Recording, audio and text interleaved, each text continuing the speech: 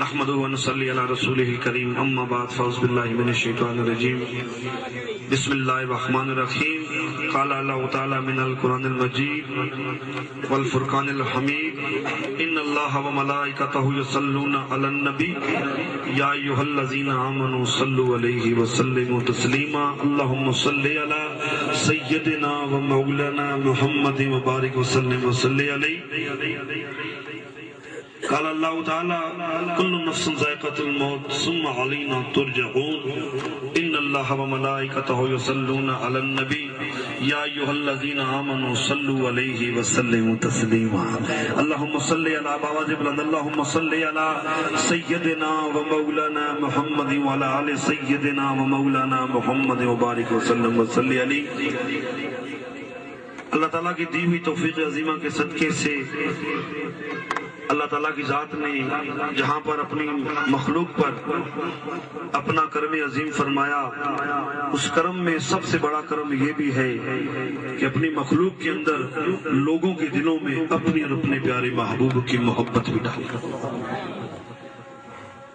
معزز سامعین و حاضرین، وقت قلیل ہے، اگرچہ آپ نے بھی بہت کچھ فرمایا کہ یہ پڑھا جائے یہ کہا جائے، لیکن وقت کے دامن کی تنگی کا لحاظ رکھتے ہوئے مختصر سی اس آیہ مبارکہ کا ترجمہ پیش کروں گا۔ اللہ تعالیٰ کی حضور دعا ہے اللہ تعالیٰ میری زبان سے کلمہ حق جاری فرمائے۔ اللہ تعالیٰ کی ذات نے کلام پاک میں سورہ عنکبوت کی آیت نمبر 56 کے اندر فرمایا کل نفس ذائقۃ الموت ثم علینا ترجعون، بے شک ہر ذی روح نے موت کا ذائقہ چکھنا ہے اور پلٹ کے اسی مقام کی طرف جانا ہے جو اس کا مقام حقیقی ہے۔ آج آپ احباب احصال ثواب کی محفل میں اکٹھے ہیں۔ اللہ تعالیٰ کی ذات نے اپنے بندے کے ساتھ نہ صرف اس دنیا میں بلکہ دنیا سے جانے کے بعد بھی تعلق کو قائم اور پختہ رکھا ہے۔ اللہ تعالیٰ کی ذات فرماتی ہے کہ ہر ذی روح نے موت کا ذائقہ چکھنا ہے، ہر ذی روح نے موت کا ذائقہ چکھنا ہے۔ ہم اپنی زبان میں اپنی اصطلاحات میں چکھنے سے مراد کیا سمجھتے ہیں؟ آپ کوئی چیز کھا لیں، اس کا ذائقہ آپ کے منہ میں ہوگا اور اس ذائقے کو ختم کرنے کے لیے پانی کی کرلی کافی ہے۔ آپ پانی کی کرلی اگر غرارہ کریں تو آپ کے منہ کا ذائقہ بحال ہو جائے گا اور منہ میں اس چیز کا ذائقہ جو تھا وہ ختم ہو جائے گا۔ بھلا موت کی کیا اوقات انسان جیسی حقیقت کو مٹا ڈالے؟ انسان کی زندگی جو رب کی عطا ہے، موت کی کیا حقیقت کہ انسان جیسی بڑی حقیقت کو مٹا ڈالے۔ دو چار باتیں کروں گا آپ احباب سے، یار زندہ صحبت باقی۔ اپنا تو اللہ کے کرم سے شغل اور مشغلہ ہی یہی رہا ہے کہ ہر وقت اسی محبوب کی محفل، اسی سونے مدنی منٹھار کی یادیں اور اسی پیارے رب کے ہر وقت ترانے پڑھے جاتے ہیں اور سنے جاتے ہیں اور سنائے جاتے ہیں۔ تو اگر آپ لوگ اپنی توجہ کچھ لمحوں کے لیے، کچھ منٹوں کے لیے اگر میری طرف مبذول رکھیں گے تو آپ سمجھ جائیں گے کہ زندگی کی حقیقت اور موت کی حقیقت کیا ہے۔ کیونکہ یہ محفل احصال ثواب زوجہ محترمہ مظہر صاحب کی انعقاد پذیر ہے۔ قرآن پاک سارے ہی پڑھتے ہیں کہ ہر ذی روح نے موت کا ذائقہ چکھنا ہے اور پلٹ کے اسی مقام کی طرف جانا ہے جو اس کا مقام حقیقی ہے۔ اب ذرا بات کو سمجھتے جائیں گے تو، کیونکہ وقت کا بھی خیال رکھنا ہے، نماز کا وقت بھی قریب ہے، تو بس دعا یہ ہے کہ میں جو بھی ٹوٹے پھوٹے الفاظ بولوں بھلے تھوڑا ہی بولوں، بس کملی والے کو پیار آ جائے۔ انسان کسی حال خوش نہیں رہتا۔ ہم لوگ جب بھی سناتے ہیں کملی والے کو سناتے ہیں۔ اپنی اولاد اپنے ماں باپ کو اٹھا کر قبرستانوں کی رونق کر دیتی ہے، اور جب محرم آتا ہے تو قبر کو پکا کروا دیتے ہیں۔ کیوں؟ سب سے بڑھ کر پیار کرنے والی ذات خدا اور اس کے محبوب کی ہے۔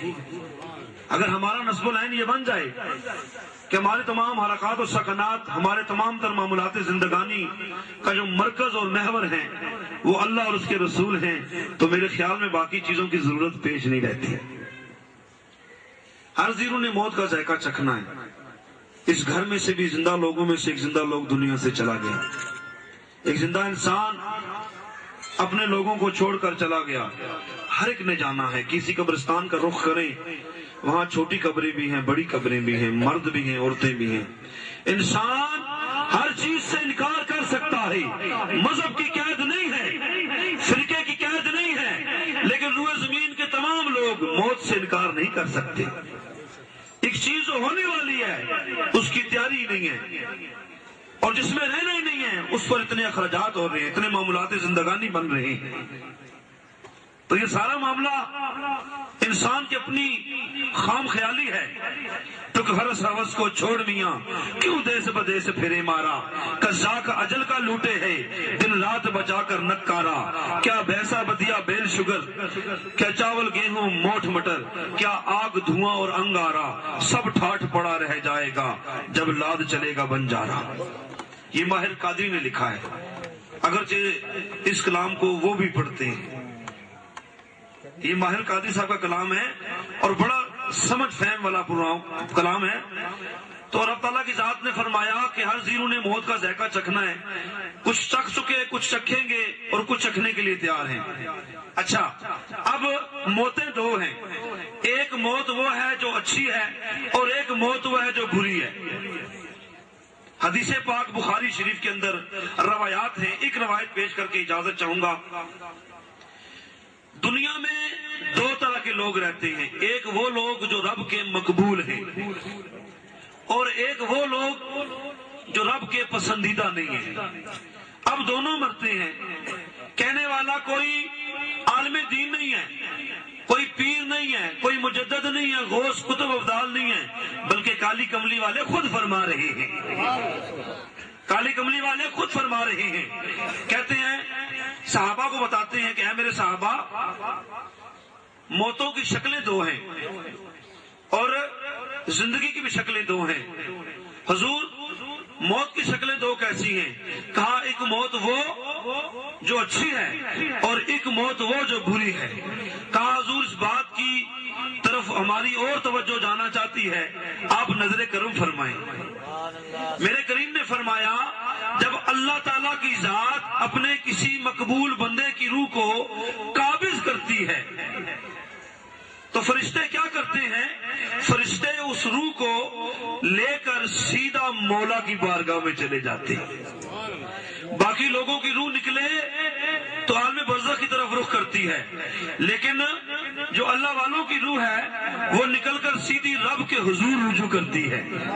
جب فرشتے اس روح کو لے کر رب کی بارگاہ میں پہنچتے ہیں تو رب فرماتا ہے, اے میرے فرشتوں تم بھی آ جاؤ, اے رزق کے فرشتوں تم بھی آ جاؤ, اے زندگیوں کی رکھوالی کرنے والوں تم بھی آ جاؤ, اے رسو زمین و آسمان پر پھیل کر ذکر اذکار کی محفلیں تلاش کرنے والوں تم بھی آ جاؤ.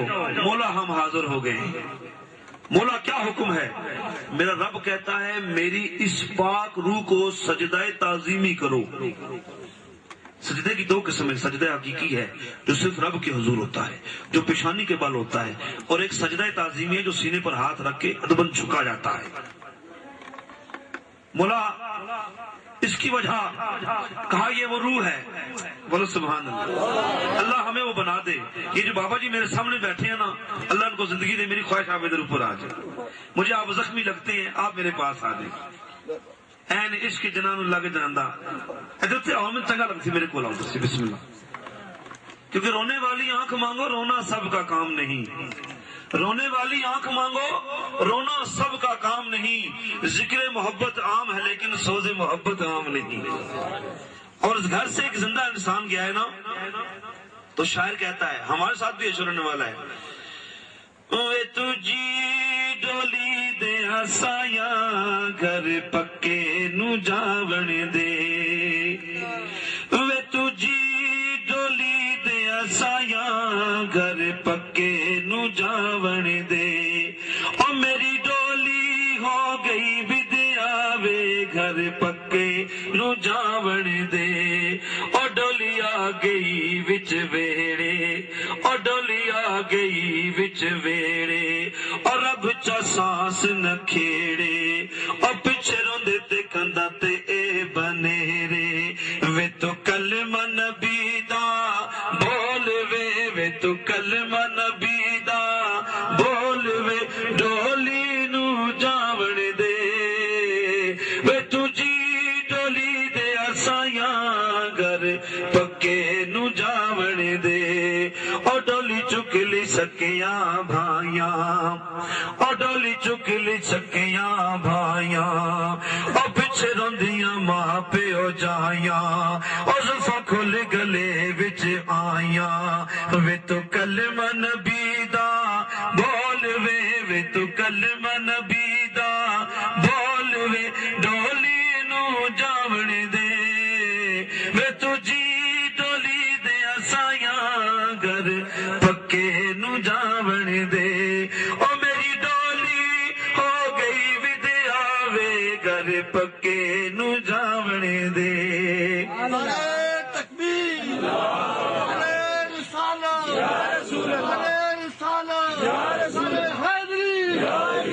ہم لوگ آپ لوگوں کے بیچ کیوں آئے ہیں؟